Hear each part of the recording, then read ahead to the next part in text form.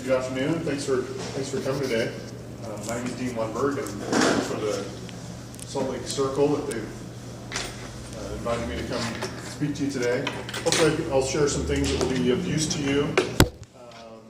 So how many of you are kind of in running your own business, startup mode, doing anything in that vein? Everybody's kind of in that mode? Okay. So hopefully I'll come away with some things that will be useful today. I'm actually building a little bit of a utility online on our site with Accelerant that you'll be able to access later. So keep in touch. We'll give you some of the ability to do some of this stuff yourself. So I'm the president of Accelerant. If you know Joel Smith, he's one of my business partners. Do some things with Scott and Linda as well. So we're actually in the process of building our business as well.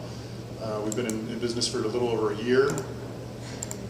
I'll show you a little bit of my history and what got us into this business. But really what we're doing is we're going out into what are the rural markets across Utah and opening what we call opportunity hubs within the state, where we are employing professionals to do jobs that need to be done really along the Wasatch Front. So really pairing workforce talent out in these rural communities with companies along the Wasatch Front who are seeking good talent.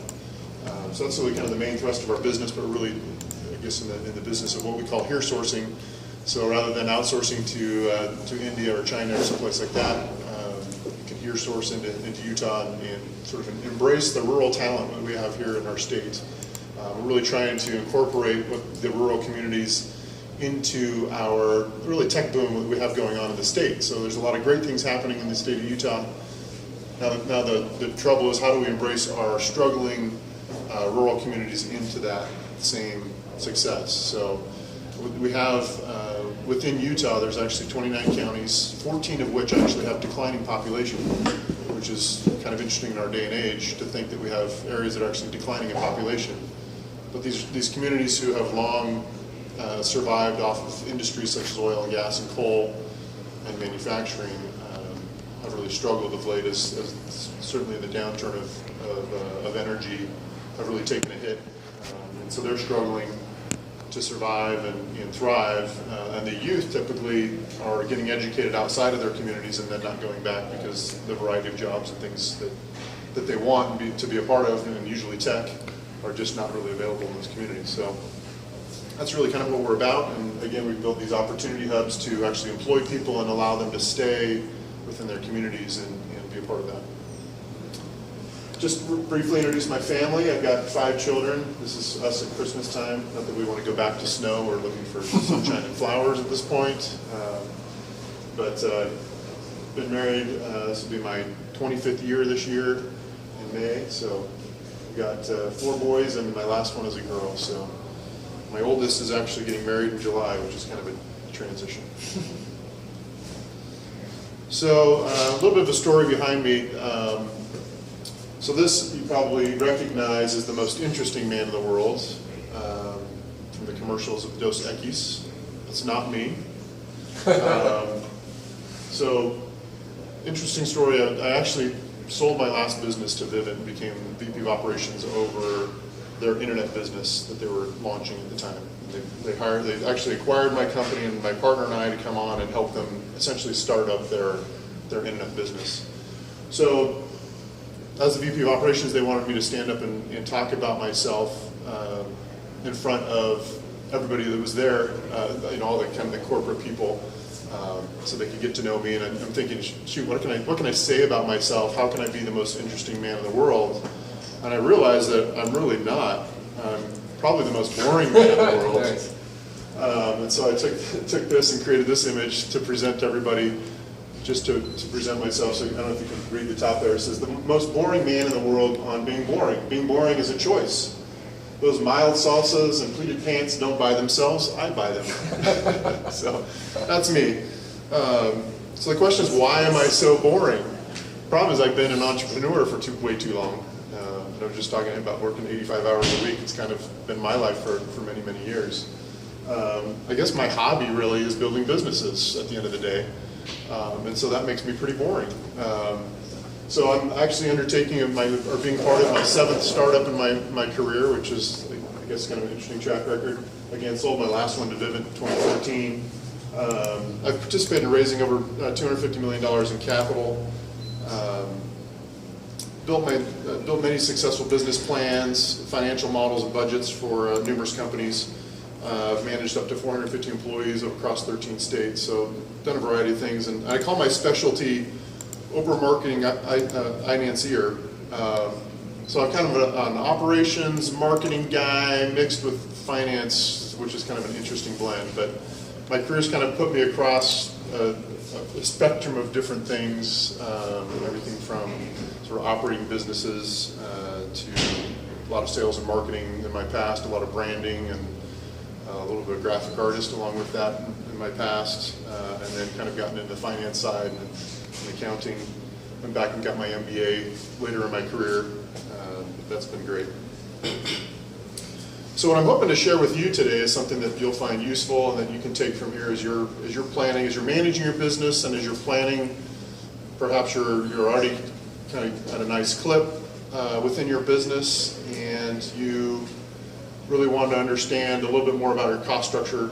I guess I find as I've worked with different companies that really the understanding of what an employee really costs and how they impact your company is not well understood. And people tend to really talk about salaries as the cost of an employee or their hourly wage, which in the end of things really isn't the case. So I thought it would be useful to kind of dive into what an employee really costs. As we know, employees are critical. We all have to have employees. We need people to do things. They're very important, and there's so many different things saying that the people are our biggest asset, and they are. And in order to treat our most valuable asset well, we have to understand what it really costs so that we can plan appropriately. Scott's involved in kind of wellness and really kind of helping people be their optimal self in the workplace. Well, if you don't plan properly, if you don't look at your expenses and plan those into your finances, what ends up happening is you end up under budgeting, and then who gets the hit first? It's usually the employee benefits and things that start getting cut back as finances aren't working out. So I just had a question for you. I wanted to get some of your involvement. What are some things that you think of when you think of employee costs? What are the critical pieces or why is it so critical to understand what employees cost you? What are your thoughts? So I look at it by the economic term, total cost of a product, and you hear a lot of this talk right now about $15 minimum wage, but I think people are misunderstanding is there's a whole side of the employee cost that is totally blind to 90% of employees. Yeah. Workers' compensation and different insurances and taxes and all that kind of stuff that goes into it. Yeah, you're absolutely right. Scott? I look at the churn of an employee and how much that costs if you don't bring them in and take care of them and really invest in them. What is the true cost of trying to get another one? Yeah, so we'll talk about some of the figures there as to what employee turnover is. Well, payroll is a recurring cost, and Yep. you also have to look at training. When you onboard someone, they're not necessarily 100% efficient. Yeah. And who knows how long that will take before you're actually getting a full return on investment. Yeah, so one thing we won't really cover today, but it's interesting that we could talk about a little bit, is kind of the productivity cycle of an employee. You do have that sort of curve at the beginning where they're not very productive, they sort of get more productive and more experienced. How do you keep them sort of optimal for as long as you can? An important thing that I think people overlook is the effort, the vast amount of effort that goes into creating a culture that will allow you to foster an environment which will make these people really successful. Aside from attracting them and then keeping them later, but what is the cost of making that? That's pretty big. Yeah, absolutely. Any other thoughts? Okay. So yeah, here's some things that why is it so critical to understand? Employees are typically your largest expense in your business. So if you don't understand your largest expense in your business, how can you really understand your business? How can you understand the profitability of your business? What you don't know will eat you alive. Right? So you think about people who are starting a business, just kind of getting into that mode of, how can I make money doing this business? They don't think through all of the different cost aspects of having employees, right? They're the employee today, and they're saying to themselves, well, they're only paying me $15, so if I go out and start a business, then there's this much on top of that I can make money doing, without really understanding all of the other things that go along with it, right? So it's a critical piece there. Again, failing to fully plan typically leads to failure in finance. So you're going to the bank, you're borrowing X amount of money, or you're raising equity to run this business based on a business plan that you've built. If you haven't sufficiently built in the employee costs and the ways to retain those employees, then you're really planning to fail. Either your employees or your business at large can fail, because it is a major cost. There's a major cost component beyond just that wage rate.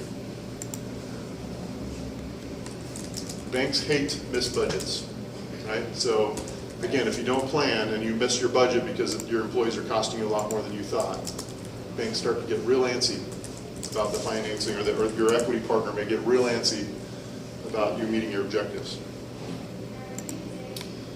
Again, key to employee it's key to good management and retention. We've talked about that a little bit. Yeah, adequate employee budgeting will allow you to get that ping pong table, right? Provide those benefits that you really want to give your employees. If you plan properly, you can accomplish those things. So here's a few interesting statistics, some things that I found. This one's the most popular employee perks was from 2014, but game room, food, physical health, mental health, time off, and social impact were kind of all things that employees are looking for. So as you're looking for your business planning, your budgeting, those are things you'll want to consider if you're really trying to work on retention. Kind of one good ratio for your budgeting is as you're growing, 6 to 8 employees per manager or supervisor. You need to sort of break up your hierarchy with a sufficient amount of management so that employees get enough attention and have proper oversight and management as they go forward. The average tenure of a 20 to 24-year-old is now 16 months. So as you go up to a little older, as you get into kind of the baby boomer range, it gets to be about 5 years. But again, you think about the productivity cycle that you were bringing up, Nigel. Yep, it takes a while to get somebody up to speed, and then they're sort of optimal. A lot of times they get dissatisfied, so they start declining in their productivity, right? And they start kind of bumping around like that. But you think about what it used to be like. My dad worked for IBM for 32 years. Okay? I don't know anybody who's worked for a company for 32 years anymore, unless they're really kind of that older generation. So again, the average tenure is now 5 years. So you think about ramping up, you're optimal for a while, you get a little bit dissatisfied, you crash, you go get another job, the cycle starts all over again versus a 32-year cycle. So the amount of productivity we get over the lifespan of an employee is actually shrinking. So how do we maximize that time when they're with us? With 16 months for 20, I mean, you think about the ramp cycle, they're there for a short period of time, they're gone, right? So again, that cycle with the millennial generation is actually shrinking even more. The average real estate cost in Salt Lake City is about $21, and I think it's about $21, give or take. That cost alone is $5,200 a year for your employee on average.